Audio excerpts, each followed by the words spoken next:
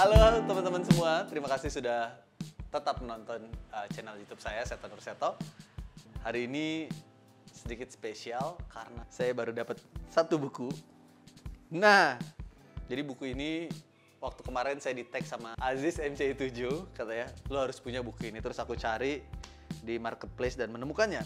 Kisah kumpulan resep Putri Jepara, rahasia kuliner Raden Ajeng Kartini, Raden Ajeng Kardinah, dan Raden Ajeng Rukmini. Jadi sedikit cerita tentang buku ini. Jadi buku ini adalah catatan-catatan resep yang ditulis oleh ketiga orang tadi. Mereka menulis dengan aksara Jawa dan sebelahnya juga ditulis bahasa Indonesianya. Baiknya lagi, buku ini sudah ditulis dengan kalibrasinya. Jadi selain dia memuat yang aksara Jawanya, dia menulis artinya, juga dia membuat kalibrasinya. Jadi resepnya udah dites nih. Semoga resepnya nggak perlu di-adjust lagi ya.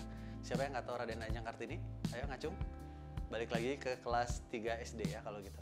Jadi Raden Ajeng Kartini itu adalah seorang anak Bupati Jepara, yaitu Raden Mas Sosro Ningrat, yang menjabat menjadi Bupati Jepara dari 1880 sampai 1905.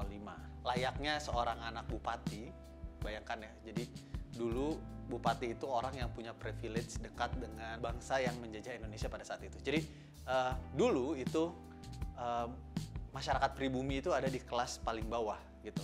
Di atasnya ada kolonial, orang Eropa, stratanya ya, kemudian ada orang Arab, Cina, baru kalangan pribumi. Nah, priai ini, golongan ningrat ini ada mempunyai gaya seperti orang Eropa, tapi dia punya kedudukan di bawah bangsa Eropa. Mungkin itu problematis dan debatable, tapi itu yang saya pelajarin pada saat mempelajari sejarah ya. Jadi dulu para pejabat-pejabat pemerintahan, bupati gitu, mereka bisa menyekolahkan anaknya tinggi selevel dengan anak-anak di bangsa Eropa maupun anak-anak pedagang Cina dan Arab gitu. Ini kenapa jadi belajar sejarah sebenarnya, tapi nggak apa-apa, saya terusin dikit lagi ya. Jadi kita bisa bayangkan bagaimana dulu Raden Ajeng Kartini itu punya pendidikan yang tinggi dan dia kemudian berusaha untuk menyuarakan hak-hak perempuan pada saat itu. Jadi dia berusaha mengajak perempuan itu untuk tidak hanya jadi konco winking, tapi dia juga mendapatkan pendidikan setinggi-tingginya dan punya hak dan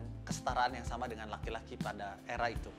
Oke, sampai di sini dulu karena ini bukan pelajaran sejarah ya. Jadi teman-teman untuk tahu lebih banyak terkait dengan situasi sosial pada saat Raden Ajeng Kartini hidup ataupun apa saja yang telah diperjuangkan oleh Raden Ajeng Kartini, teman-teman juga bisa baca bukunya Habis Gelap Terbitlah Terang. Kita lanjut lagi ke kumpulan resep ini ya. Oke, hari ini saya mau mencoba karena ini ada yang lucu, bukan lucu ya, tapi menarik gitu.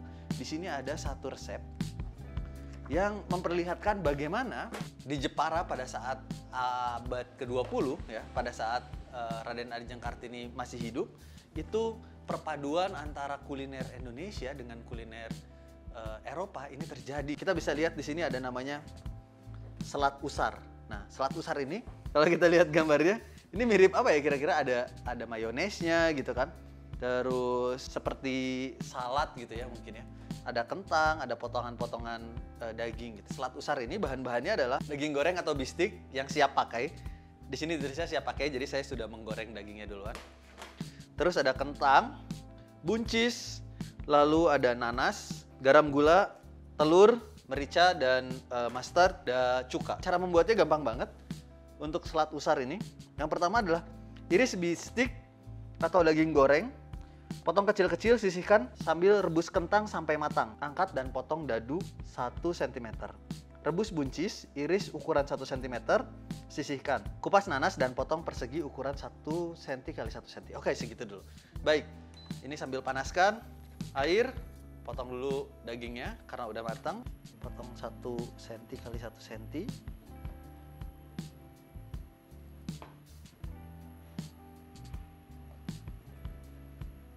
Ini dagingnya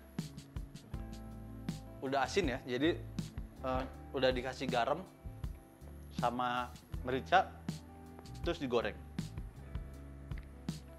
Pakai sirloin yang udah di seasoning, terus saya goreng.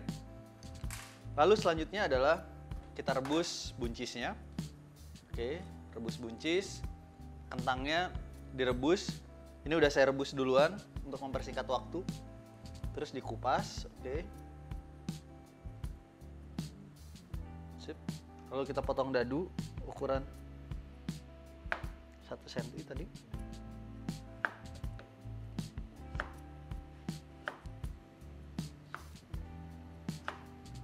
Di sini kita bisa lihat ya sebenarnya gimana masakan Eropa itu menginfluence kuliner di Jepara pada saat itu ya. Penggunaan mustard, penggunaan mentega itu udah digunakan di hidangan-hidangan bangsawan Jepara. Kita potong kecil-kecil juga nanasnya 1 cm. Buncisnya udah empuk nih. Kita angkat.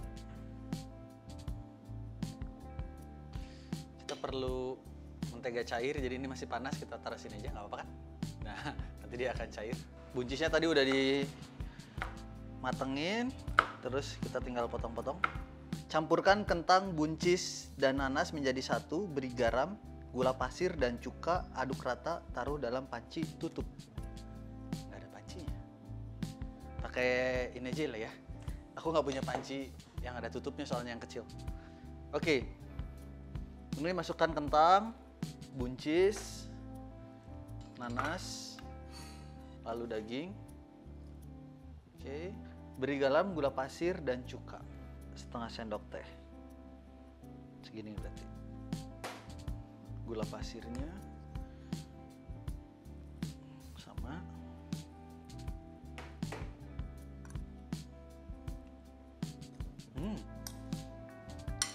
Pas kena cuka nanasnya langsung kayak berontak gitu aromanya, gitu langsung wangi.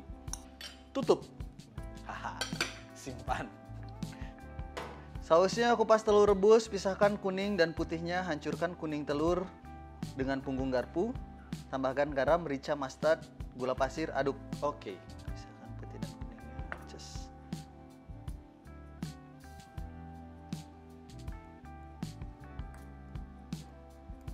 Tambahkan garam, merica, mustard,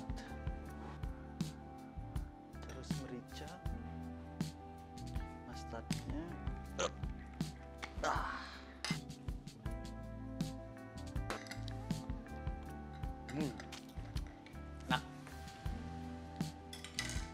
tambah gula. Nah, ini tadi mentega yang udah kita cairin. Just kita masukin. Jos. Cuka.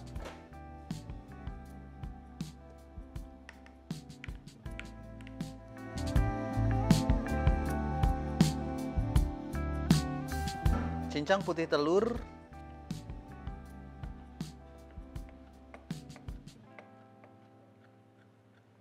Campur saus dengan daging dan sayur lainnya, taruh dalam piring saji. Oke, kita campur saus dan ininya ke sini. Set. Putih telurnya tadi. Oke, kita masukin. Terus diaduk-aduk.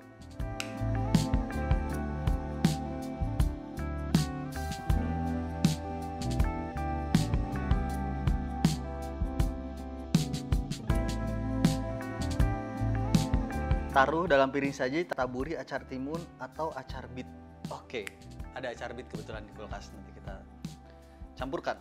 Saatnya plating. Jangan lupa untuk lap piring. Terus ini kita plating.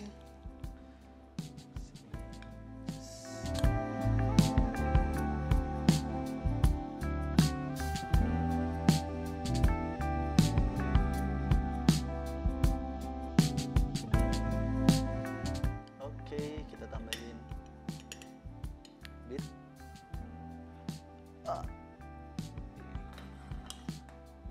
Tambahin aja di sini beberapa biar cantik warnanya pakai bit.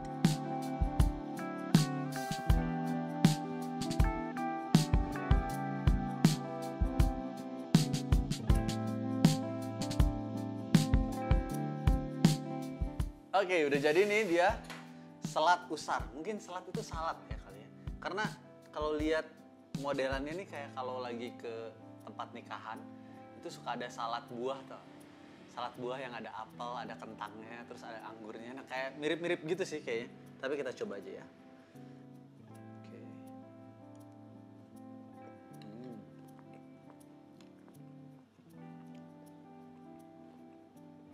Ini nanti bisa ditambahin cukanya lagi dikit sih. Tadi aku kurang berani cukanya. Overall enak dan gampang banget bikinnya. Jadi ini bisa banget dibikin di rumah. Kalau teman-teman mau ngomongin gizi seimbang, wis gizi seimbang. Ini udah seimbang banget. Karbonya ada, proteinnya ada, seratnya ada, komplit nih. Bahkan pickle-nya, probiotiknya juga ada. Jadi semua komplit seimbang dalam satu piring. Selamat mencoba selat usar. Jangan lupa nyalakan loncengnya dan juga subscribe channel YouTube saya Seton Reseto. Sampai ketemu di masak-masak episode lainnya. Bye.